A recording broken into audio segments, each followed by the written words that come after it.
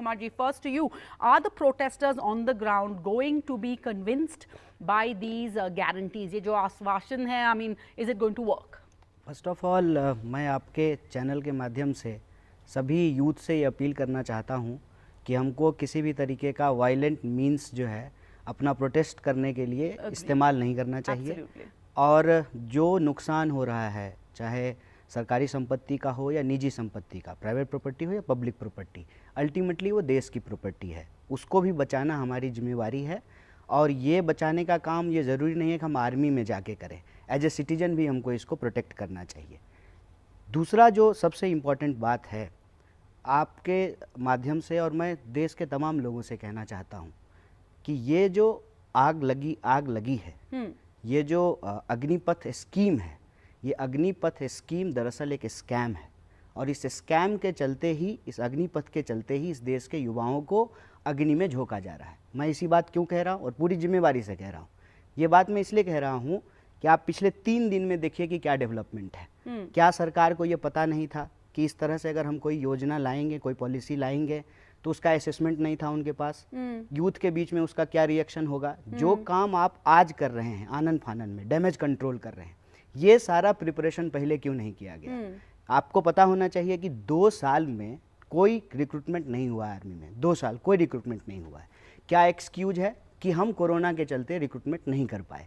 Corona में चुनाव हुए, इलेक्शन हुआ, रैलियां हुई, भाषण हुआ, प्रधानमंत्री की सभाएं हुई, लेकिन रिक्रूटमेंट नहीं हुआ। एक बात। दूसरी बात, अभी मैं बहुत सारे लोगों के स्टेटमेंट सुन रहा था जो गवर्नमेंट की तरफ से, वो कह रहे हैं कि आर्मी के भीतर जो एवरेज एज है उसको हम घटाना चाहते हैं। आपको पता होना चाहिए कि ऑलरेडी 17 से लेकर के 25 ही मिलिट्री में, आर्म फोर्सेस में जाने का एज लिमिट है। आप दरअसल क्या कर रहे हैं कि सर्विस पीरियड घटाना चाहते हैं। पहले जो 17 साल है, 17 ईयर्स है, उसको कम करके आप 4 साल कर रहे हैं। और इसके लिए तर्क क्या दिया जा रहा है कि जो लोग आर्म फोर्सेस की ट्रेनिंग ले लेंगे, उनको जब वो वहाँ से रिटायर होंगे 4 साल में, तो उनको हम एक अच्छा खासा अमाउंट देंगे और उनको हम अलग अलग डिपार्टमेंट में जो है रिजर्वेशन देंगे। पहली बात तो ये कि जो आर्म फोर्सेस से रिटायर होते हैं उनको अलग अलग रिजर्वेशन ऑलरेडी दिया जाता है। दूसरी बात, जहाँ तक ट्रेनिंग का सवाल है, स्कूल से ही लोग एनसीसी ज्वाइन करते हैं। हमारे देश में स्पेशल मिलिट्री स्कूल हैं जहाँ लोगों को आर्मी में जाने के लिए प्रिपेयर कराया जाता है।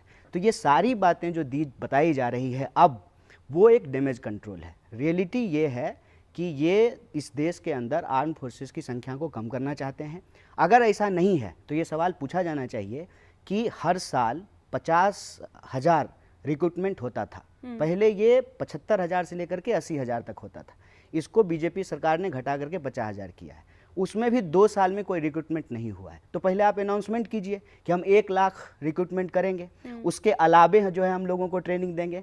अभी आनंद फानन में सारी मिनिस्ट्री और सारे मिनिस्टर्स कह रहे हैं कि हम उनको रिजर्वेशन देंगे, उनको प्रायोरिटी देंगे। तो आप मुझे बताइए कि 28 लाख पोस्ट जो हैं ऑलरेडी सेंट्रल गवर्नमेंट के खाली हैं, वो क्यों नहीं भरे गए हैं। कुल पॉइंट ये है कि इस देश की सरकार अनएम्प्लॉयमेंट को लेकर के सीरियस नहीं है और अनएम्प्लॉयमेंट आज हमारे देश में सबसे हाईएस्ट रेट पे है।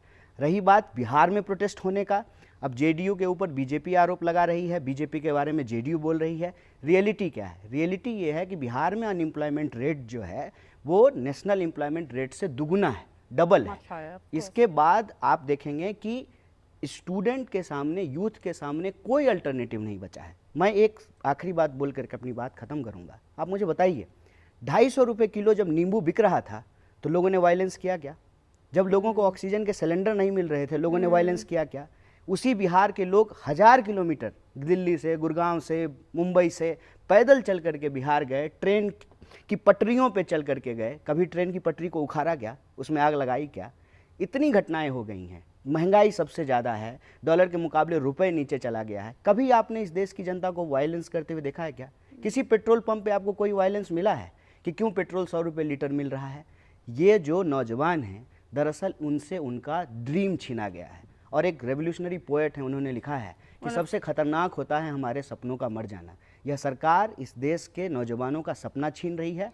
और रही बात अपोजिशन की, एक बात और कहना, आखिरी बात, ये बार बार कह रहे हैं कि अपोजिशन भड़का रहा है। इस देश की जनता अपोजिशन का सुन रही है। इस देश का जनता अगर अपोजिशन का सुन रही होती तो फिर अपोजिशन की सरकार होती। इस देश की जनता मोदी जी की सुनती है और मैं याद दिलाना चाहता हूं कि मोदी जी के Alright. अपील पे लोगों ने बत्तियां बुझाई, दीपक जलाया, थाली बजाया, इस उम्मीद में कि मोदी जी कर रहे हैं तो कुछ अच्छा ही करेंगे। लेकिन जब इन्होंने किसान को वादा करके कि आपका इनकम दुगना करेंगे, एक कृषि बिल लाए व्यापारियों को मदद पहुंचाने के लिए, अपने दोस्तों को उनको वापस लेना पड़ा।